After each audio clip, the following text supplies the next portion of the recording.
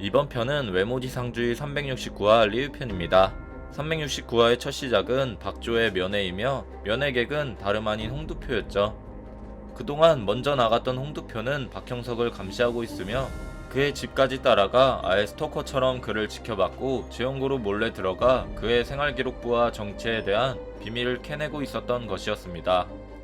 그 말을 들은 박지호는 이제서야 알아챘다는 모습과 함께 홍두표에게 작은 형석과 큰 형석이 같이 깨어나 있는 모습을 본 적 있냐며 그의 몸에 대한 비밀을 알게 됩니다. 그렇게 현재로 돌아온 박지호는 박형석에게 자신도 몸이 두 개가 되는 방법을 알려달라며 부탁하고 있죠. 그는 현재 존재하는 자신의 몸을 버리고 새로운 몸을 얻을 수 있게 도와달라며 우린 같은 인생을 살아왔다는 듯한 개소리로 형석에게 동정을 사고 있습니다.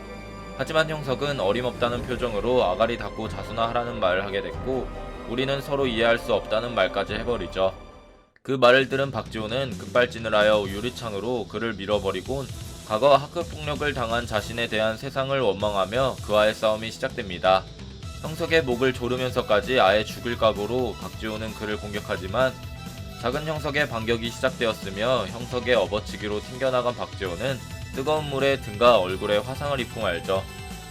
같은 말투를 쓰고 같은 표정을 짓는다고 해도 잘생기면 대우가 다르다는 말을 하게 되지만 형석은 닥치라며 그를 밀쳐냈고 박지호는 자신을 이렇게 만든 건 너희들이라며 포르크 따개로 형석의 가슴팍을 찔러 돌리며 그를 공격하게 되죠.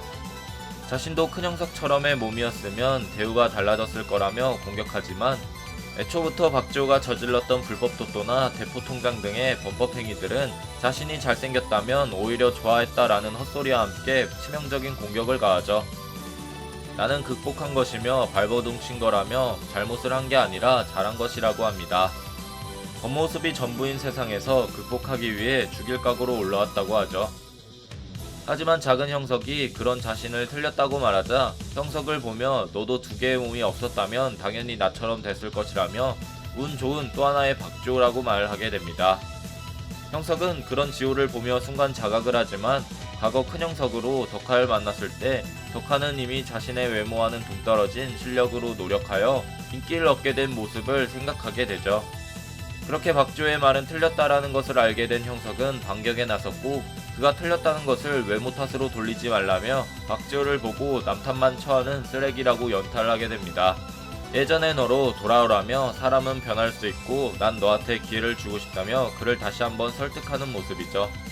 그런 모습의 박지호는 나도 변할 수 있을까 라는 말을 하게 되고 그 말을 들은 형석이 진정한 모습으로 변할 수 있다고 하자 그 순간 소년교도소에서 지호의 말만 듣던 이원창이 나타나 그를 찌르게 됐죠.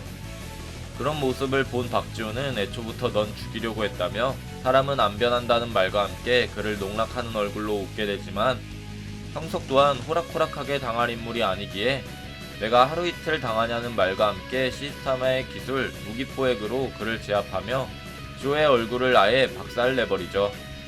이후 처맞고 반푼이가 된 박지호는 형석에게 빌며 한 번만 봐달라고 소리치지만 형석은 지호에게 맞기 좋게 일어나라면서 팔꿈치로 아예 목을 쳐서 아작을 내버립니다. 그렇게 형석은 박지호에게 다음은 없다며 외모지상주의 369화는 끝이 나게 되죠.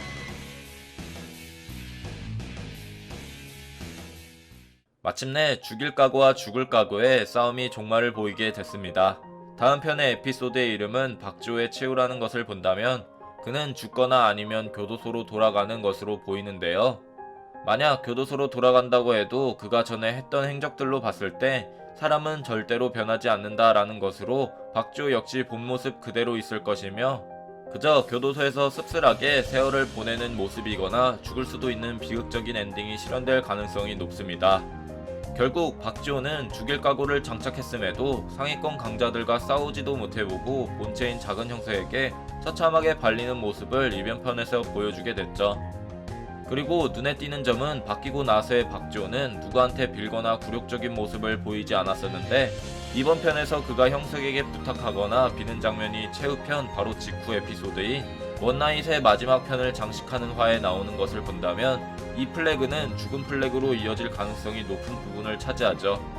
물론 박주호는 죽일 각오와 강기를 장착하여 모습을 보였지만 이번 이지훈 크루의 계획도 흐지부지하게 망해버린 것을 봤을 때 그의 지략 또한 장진혁에 비하면 한참 부족한 수준이며 그가 가지고 있는 가장 큰 특징인 광기마저 왕호춘과 서성은 그리고 중구 등이 이미 가지고 있는 캐릭터들이 많기에 박지호는 점차 그들의 하이호한 수준으로 묻힌 것으로 생각되죠.